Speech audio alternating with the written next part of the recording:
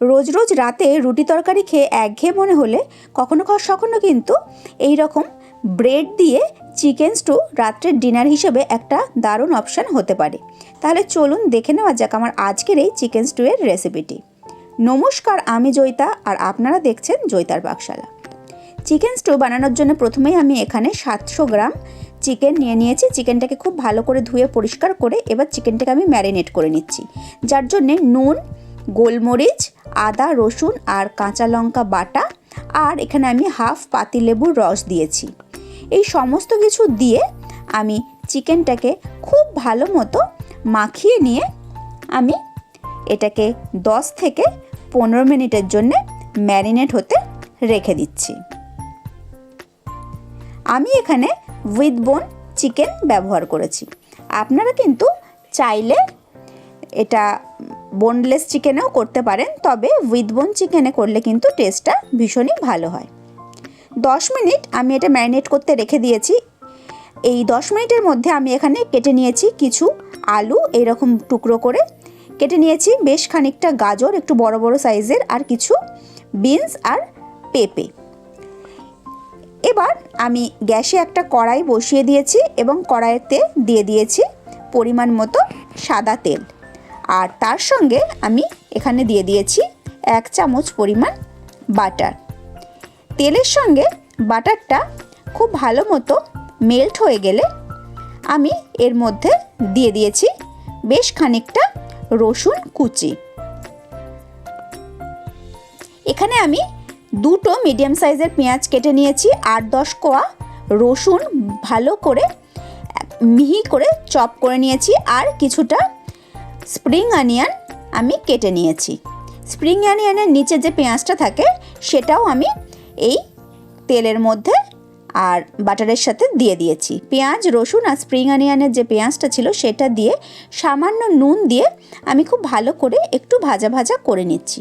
তবে পেঁয়াজটা যেন একদম লাল না হয়ে যায় সেটা খেয়াল রাখতে হবে। একটু মোটামুটি টেন্ডার হয়ে গেলেই আমি এখানে দিয়ে দিয়েছি ম্যারিনেট করে রাখা চিকেনটা দিয়ে আমি খুব ভালো করে পেঁয়াজ, আদা, রসুনের সঙ্গে নাড়িয়ে নাড়িয়ে কষিয়ে নিচ্ছি। মানে যতক্ষণ না মাংসটা একটু সাদা মতো হয়ে যায়।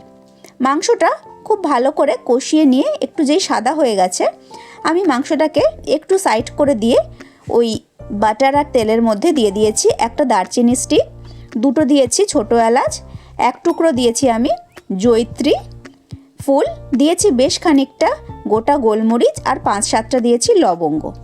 সমস্ত কিছু গোটা গরম মশলা দিয়ে আমি মাংসটার সাথে আরও কিছুক্ষণ সময় খুব ভালো করে নাড়াচাড়া করে নিচ্ছি।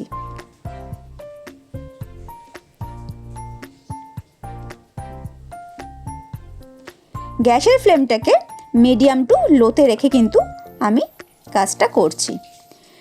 বেশ খানিকক্ষণ ভালো করে মাংসটাকে নাড়াচাড়া করে নিয়ে এবার আমি এখানে একে একে সমস্ত কেটে রাখা ভেজিটেবলগুলোকে দিয়ে দিচ্ছি। আমি এখানে প্রথমে শক্ত যে ভেজিটেবলগুলো যেমন পেঁপে, গাজর আর আলুটা দিয়ে দিচ্ছি। বিনসের টুকরোগুলো আমি একদম পরে ব্যবহার করব, কারণ বিনস খুব তাড়াতাড়ি সেদ্ধ হয়ে যায়, সেই জন্যে প্রথমেই যদি বিনসের টুকরোগুলো দিয়ে দিই তাহলে কিন্তু একদম বিনসগুলো গলে যাওয়ার সম্ভাবনা থাকে। সমস্ত রকম সবজিগুলো ভালোভাবে আমি মাংসের সাথে আরেকবার ভালো করে নাড়াচাড়া করে নিচ্ছি। মোটামুটি 5-7 মিনিট সময় ধরে লো টু মিডিয়াম আঁচে আমি মাংসের সাথে সমস্ত সবজিগুলোকেও কষিয়ে নিচ্ছি। খুব ভালো করে কষিয়ে নিয়ে আমি এর মধ্যে দিয়ে দিয়েছি 1/2 চামচ পরিমাণ হলুদ গুঁড়ো। এটা যদিও অপশনাল, আপনাদের ইচ্ছে হলে আপনারা এটা স্কিপও করতে পারেন।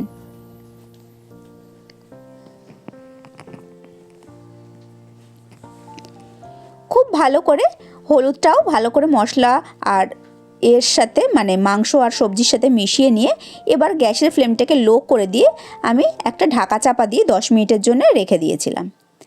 10 মিনিট বাদে আমি ঢাকনাটা খুলে নিচ্ছি। খুলে নিয়ে আরও একবার খুব ভালো করে নাড়াচাড়া করে নিলাম।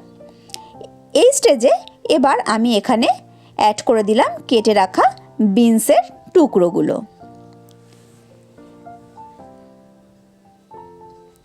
বিনসের টুকরোগুলো দিয়ে খুব ভালো করে মিশিয়ে নিয়ে আমি এখানে এবার অ্যাড করে দিলাম বেশ খানিকটা পরিমাণ গরম জল। এখানে জলের পরিমাণটা একটু বেশি দিতে হবে, কারণ এই জলেতেই কিন্তু গাজর, পেঁপে আর আলুটা খুব ভালো মতো সেদ্ধ হয়ে যাবে।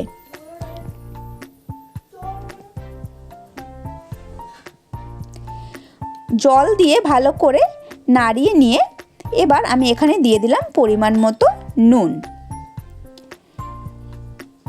নুনটা দিয়ে মিশিয়ে যেই জলটা বেশ সুন্দর ফুটতে শুরু করে দিয়েছে, আমি সেই পর্যায়ে এখানে একটা ঢাকা চাপা দিয়ে গ্যাসের ফ্লেমটাকে মিডিয়াম টু লোতে রেখে আমি এটাকে ফুটতে দিয়েছি।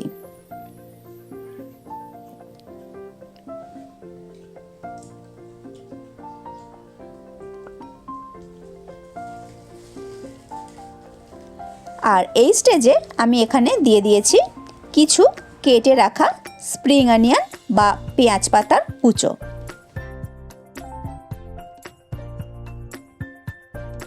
ঢাকা চাপা দিয়ে আমি 10 থেকে 15 মিনিট লো আঁচে স্টুটা হতে দিয়েছি। স্টুটা যতক্ষণ হচ্ছে এদিকে আমি একটা গ্যাসের মধ্যে পাউরুটি ভালো করে লম্বা করে স্লাইস করে কেটে নিয়ে পাউরুটিটাকে ভালো মতো সেঁকে নিচ্ছি।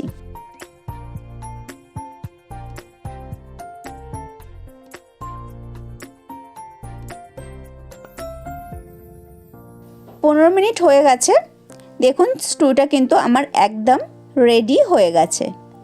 এবার আমি এই গরম গরম চিকেন স্টু এই ব্রেডের সঙ্গে সার্ভ করে দিলাম।